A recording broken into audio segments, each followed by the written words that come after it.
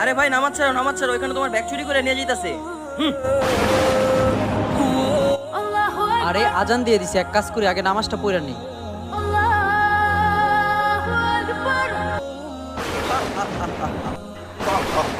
এই শয়তানের বাচ্চা, ওরে আমি আমার ফাঁদে ফালাইতে পারি নাই, কিন্তু ওর এই ব্যাগ আমি নাই করে দিব। আরে আমার টাকার ব্যাগ গেল কই?